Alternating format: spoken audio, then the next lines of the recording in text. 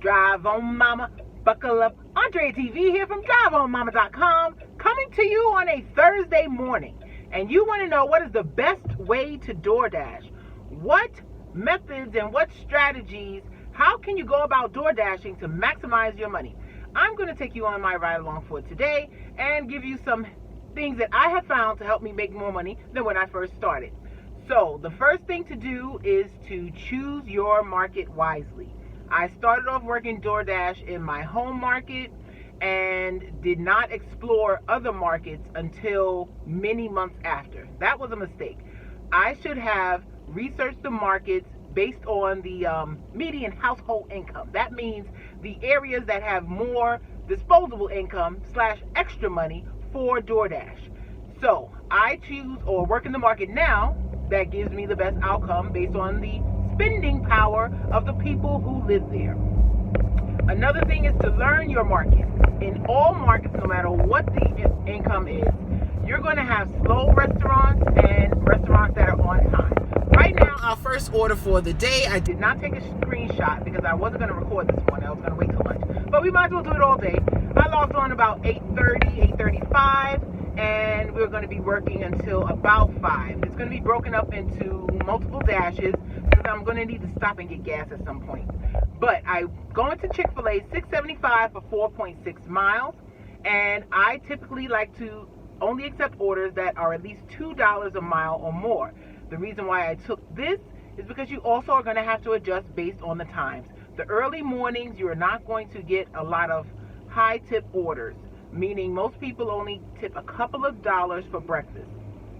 The $2 per mile is, I didn't do it for this order because it's going into the zone where I want to work. I finished dropping off all children, and I was 3.5 of those miles is getting back to the zone. So that customer is only a mile away. And that customer is a mile outside of the zone. But because it's only a mile, it'll only take me 5 more minutes to get back in the zone. So those are the reasons why I chose that order, even though it doesn't meet my own criteria I just told you about, because Chick-fil-A is very slow, but since I'm so far away, it should be ready by the time I get there. Time is currently 8:47. And we have arrived. Probably one of the worst times. It's now 8:54, and it's full of high school students grabbing their breakfast before school. Let's go. That first order is dropped off. It was a $1 tip and $5.75 base pay. And in my market, $2.75 is the base pay, so it had to go through that many dashes to go all the way up to $5.75. But we have our next offer at Mickey D's, $5, 2.3 miles. Thank you. And hopefully it's ready. Well, I got. That last order was a $0 tip. Going to a dentist office for working an adult. Yeah, so we have our next order. $5.50 going 2.2 miles. We're going back to the Chicky Philly, baby. Okay, that drop-off was better. A $2 tip, and the rest was base pay. Now let's see what we get. Okay, one more for the road. We're going back to Chicky Philly, baby, for $10.50 and 6.5 miles. When I accepted the order, it gave me a ding that it was ready right away. The mornings are slow. I did decline one before accepting that one. It was for $15 and 7.8 miles, but it was going into Northeast DC, and during daytime traffic, that could be a 1-hour trip in total. So I'd rather take my chances with this one. And we're okay. That last order was $3.50 tip. The rest was base pay. And we have taken, or are taking, most likely our last one for the morning. Once lunch hits, they get slammed. But this is for $10 and 5.5 miles. And then the lunch hours will start. We're going to do a summary of the lunch hours and pick it back up after that. Well, the time is now 3:40 p.m. This has been a day. So you know when you make payment arrangements for your cell phone or anything, and then you don't make the arrangement because your car needed to go to the shop all yesterday, and then today you just started like normal, and you should have paid it yesterday, but yesterday was crazy, so you didn't. Yeah, that's what happened during the lunch hour.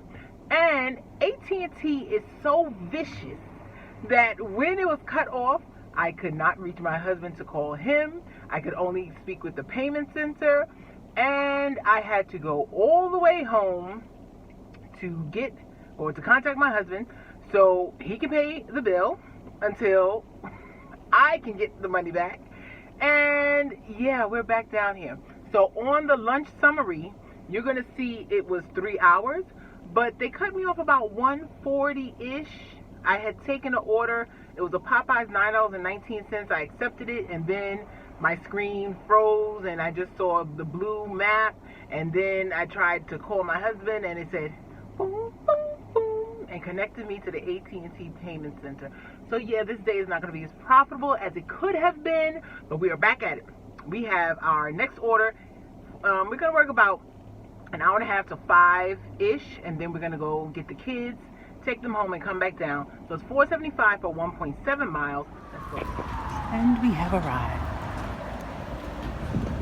Okay, hopefully this will help us salvage the afternoon.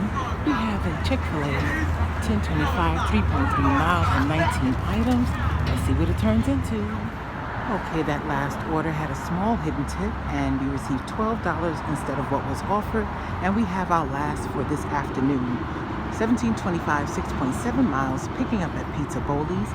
And the distance and how long it takes to get everywhere in my market, that's 6.7 miles. I already put it into the customer's home. Right now, it's going to take 26 minutes. Let's go. Okay, that order was dropped off. There was a small hidden tip, and we received 19 instead of the 17.25 shown. Customer tipped $11. The rest was Doordash base pay. Now we're walking back to the car. You'd be surprised how many people live on dead-end blocks. And with a transmission that doesn't want to go in reverse, I walked a quarter mile down this street and then down a hill and then back up to their very secluded private home. So yeah, we are going to go get the kitty kids, then eat dinner and come back. Okay, time is now 8:23 p.m. Everybody is home, and we are back on the avenue. We have our first order for the night. We logged on about 8:06, but it took a while to get this order. And we are picking up at I'm Eddie Kano, $15 for 4.6 miles or 5.6 miles. And it is a $2 peak pay going on till 9:29. Hopefully we'll be able to get in 2 more, but definitely 1 more. But let's go figure it out. And we have arrived. That first order did have a hidden tip. Thank you, Mr. Customer. We received $19 and change instead of the $15 offered. And the Halloween decorations are getting larger and larger. Look at this coming up on the left. This is in their front yard. They want to scare the kids to death or what? Up next, we have guapos, $8.75 for 1.3 miles. Let's go get this Mexican food. Okay, well, another one bites the dust. The guapos was already picked up by somebody else, so I called support, and they verified with the restaurant they're not willing to remake it, so we have $6.38 half pay, and we have our next order picking up at Five Guys. Well, it's bright, you can't see it. Five Guys for $10.50 and 3.1 miles. Then they sent an add-on Cheesecake Factory, $8.75 for an additional 1.3 miles. We're gonna go get one. Next pickup, the Cheesecake Factory. Let's go. Okay, in between the first and second drop-off, they sent an add-on for $6 and an additional 0.6 miles. We're picking up at Chipotle 5 items, and that first drop-off, there was a hidden tip, 13 and change rather than the 10. Okay, all 3 orders did go up, and you'll be seeing the screenshots now. And we have taken our last order for the night. We're picking up at Silver, if you can see it. Silver New American Brasserie, $10.50 for 3.8 miles. And then Home James. Come back with the totals after dropping it off.